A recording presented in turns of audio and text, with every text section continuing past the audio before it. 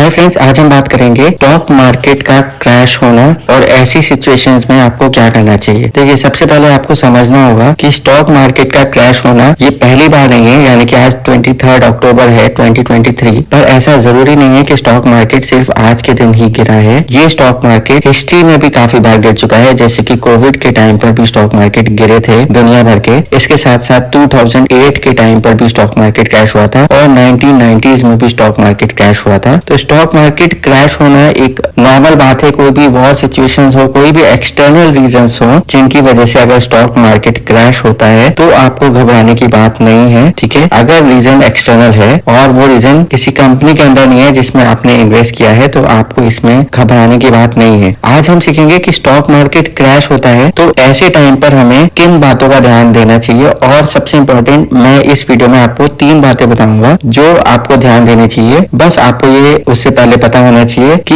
आप अगर हम बात कर लेते हैं यहाँ पर, अगर आप लॉन्ग टर्म इन्वेस्टर हैं, इस पर्सपेक्टिव से हम ये वीडियो में बात करेंगे। अगर हम लॉन्ग टर्म इन्वेस्टर्स हैं तो हमें किन 3 बातों पर ध्यान देना चाहिए स्टॉक मार्केट में जब स्टॉक मार्केट क्रैश होता है। तो देखिए, जब भी हम स्टॉक मार्केट में इन्वेस्टमेंट करते हैं लॉन्ग टर्म पर्सपेक्टिव, जिसका मतलब है 1 साल 2 साल नहीं, कम से कम हम बात करें 5 10 साल 20 साल या 25 साल, जैसे भी आपने अपनी इन्वेस्टमेंट जर्नी प्लान की होती है लॉन्ग टर्म पर्सपेक्टिव से। अब इसमें देखना आपको ये होगा कि जिस भी दिन स्टॉक मार्केट क्रैश होता है, सबसे पहले आपको ध्यान देना है कि आपको स्टॉक्स में बाइंग नहीं करनी है, ठीक है। क्योंकि आपको नहीं पता है कि आगे आने वाले टाइम में, यानी कि आज स्टॉक मार्केट क्रैश हुआ है तो कल भी होगा या परसों भी होगा। बाइंग आपके विल पर है, पर मोस्टली आप बाइंग को उस टाइम पर अवॉइड कर सकते हैं अगर कोई बहुत बड़ा एक्सटर्नल रीजन है। क्योंकि ऐसा होता है कि स्टॉक मार्केट अगले दिन भी क्रैश करता है और जब तक कि कोई स्टेबिलिटी नहीं आती है किसी एक्सटर्नल रीजंस में, तो तब तक आपको बाइंग अवॉइड ही करनी चाहिए। और अगर आपको लगता है कि हाँ, आपके शेयर्स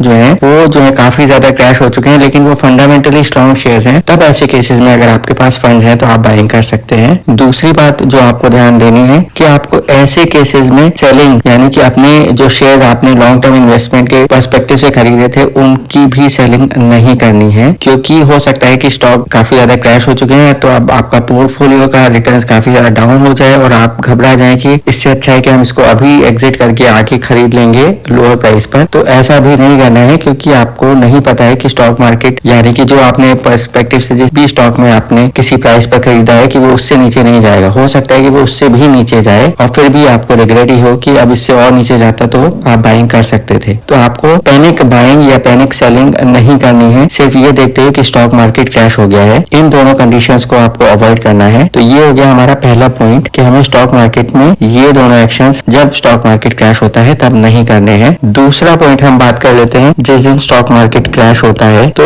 हमें सबसे पहले ये ध्यान रखना है कि हम, क्योंकि लॉन्ग टर्म इन्वेस्टर हैं, तो हम अपने स्टॉक्स को होल्ड करें। ये बहुत बहुत इंपॉर्टेंट पॉइंट है। क्योंकि हम लॉन्ग टर्म इन्वेस्टर हैं तो हमें ये सीखना है कि हम जितनी भी कहानियां अभी तक सुनते आए हैं कि स्टॉक मार्केट रिटर्न देता है लेकिन सालों बाद रिटर्न्स मिलते हैं, कई साल लग भी जाते हैं, तो ऐसे केसेस में कितनी सिचुएशंस हर किसी के साथ आई होगी कि स्टॉक्स फॉल हुए, ड्रास्टिक फॉल हुए, स्टॉक मार्केट क्रैश हुए, लेकिन अल्टीमेटली स्टॉक्स वापस रिटर्न करते हैं, वापस मल्टीफोल्ड रिटर्न्स देते हैं। वो क्योंकि आपने फंडामेंटली स्ट्रॉन्ग शेयर्स में इन्वेस्ट किया होता है। इसीलिए स्टॉक्स में बाइंग सेलिंग से इंपॉर्टेंट है होल्ड करना, और ये होल्डिंग ही आपको multi bagger return in future दे पाएगी। अब हम बात कर लेते हैं तीसरा पॉइंट क्या हो सकता है कि हमें जब भी स्टॉक मार्केट क्रैश हुआ है तो हमें उस टाइम पर, ये तो हो गया हमारे एक्शन जो है। तीसरी बात है कि हमें स्टॉक मार्केट को उतना ज्यादा ऑब्जर्व नहीं करना है जब तक कि हमें पता है कि कोई एक्सटर्नल रीजन है तो स्टॉक मार्केट रिकवर करेगा ही करेगा। इसीलिए हमें इसको ट्रैक नहीं करना है कि ये क्यों क्रैश हो रहा है, बस हमें पता होना चाहिए कि कोई एक्सटर्नल रीजन होना चाहिए और हमें अपने